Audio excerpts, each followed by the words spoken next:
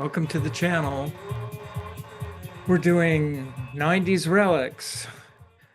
And I guess I just went for divergent choices of very different bands, and both in some way are sort of proto this or that, or maybe some weird hybrid. So that's what I got going. All right.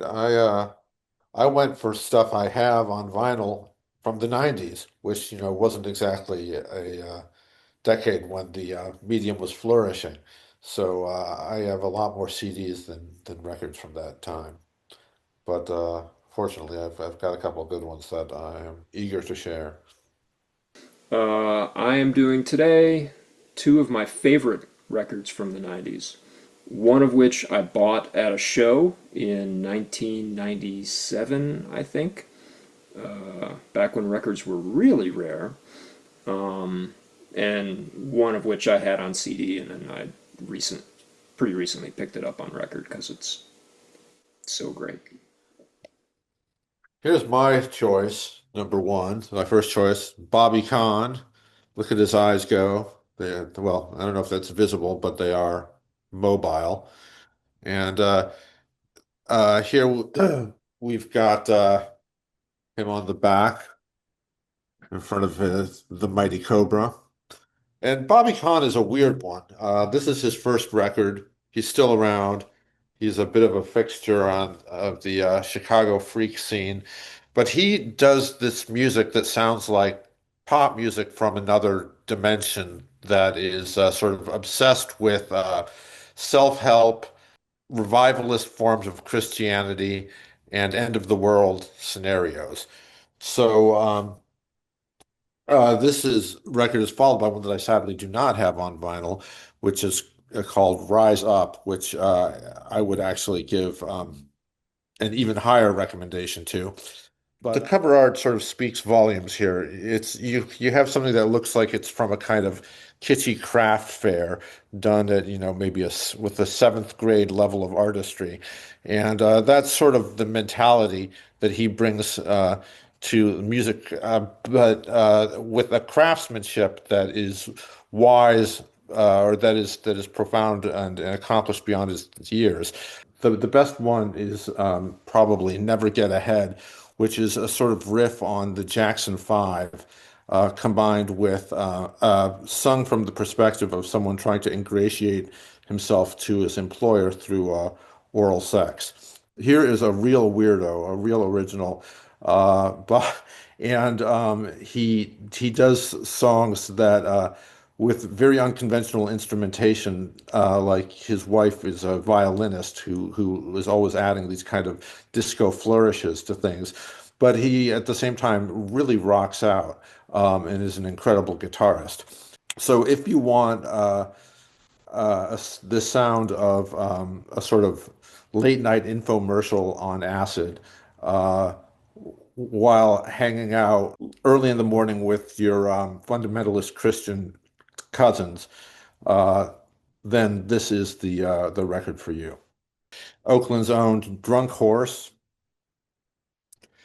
and this is their first record on the fabulous Man's Ruin Records, which kept rock alive during the lean 90s. And this is some down and dirty stuff. We got Greasy Mustache, High Score, Nocturnal Emotions, and the epic Wagnerian opus White Lady of the Mesa.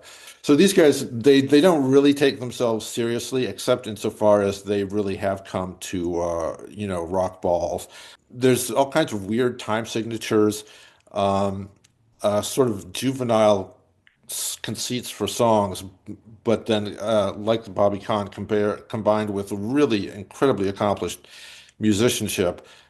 Drunk Horse for people who like 70s rock, combined with some of the chromatics of like Penderecki and the Polish avant-garde and weird time signatures. So I have FSK, Son of Kraut. There seems to be a German scene here on the cover, and then a scene here from Richmond, Virginia, which is where they recorded this album. Son of Kraut from 91. It's a German band that create minimal rock that transforms into oompa music.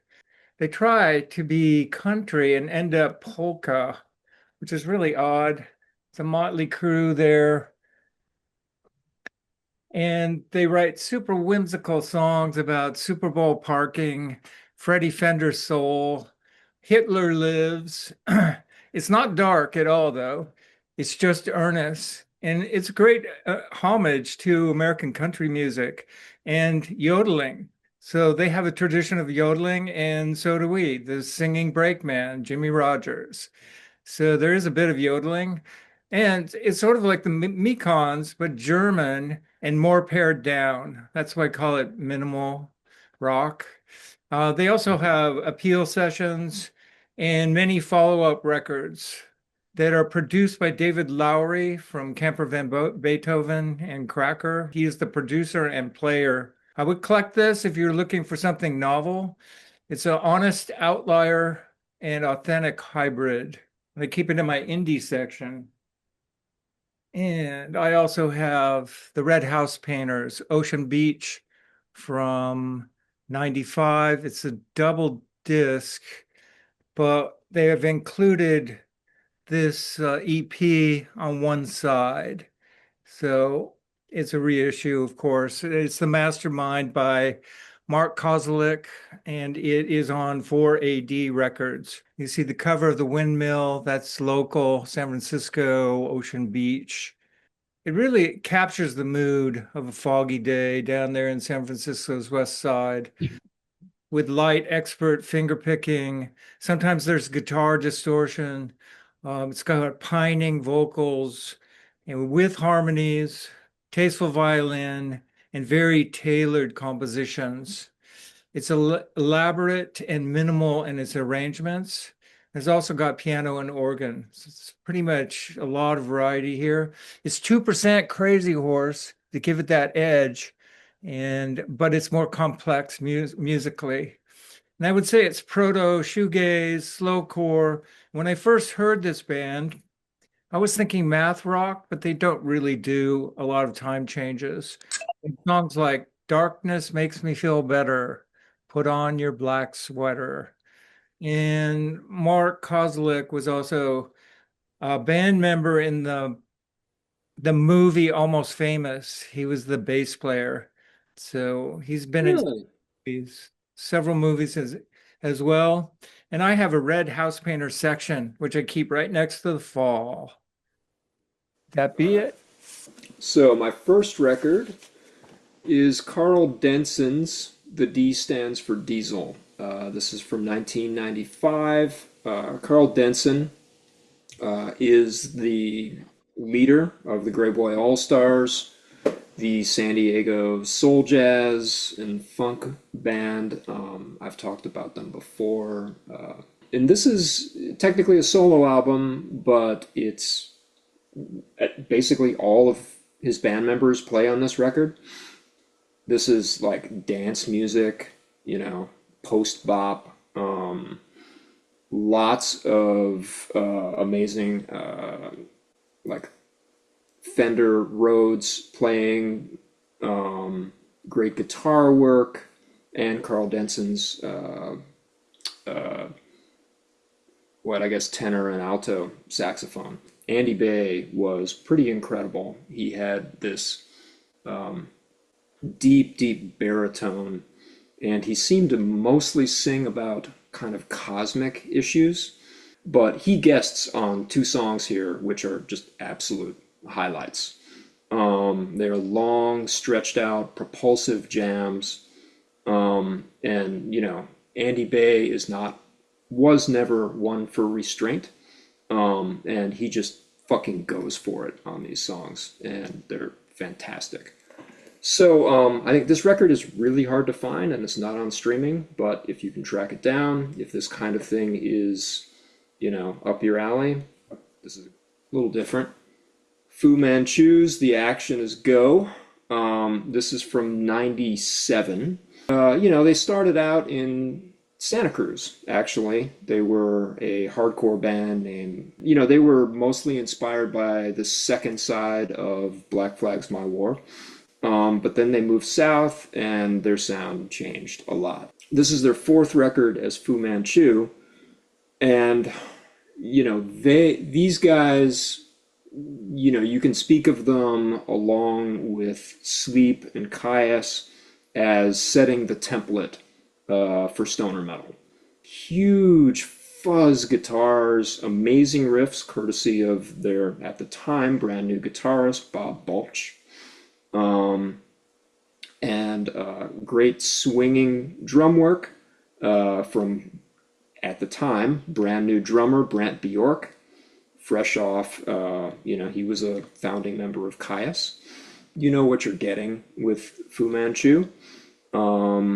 That there's still a little bit of punk influence in there, but this is a kind of 20 years on update of 70s hard rock, like big and dumb and swaggering, incredibly catchy, both laid back and crushing at the same time somehow.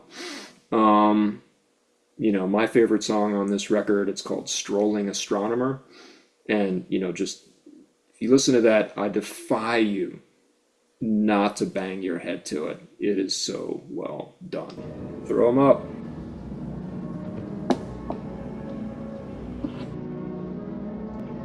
They fall into like sort of noise rock, post-hardcore adjacent category. But what's weird is like I follow all these critics who fucking and like to a person, to a man, like you can't shut them up about Unsane and Unwound and Dazzling Killmen and a million other bands that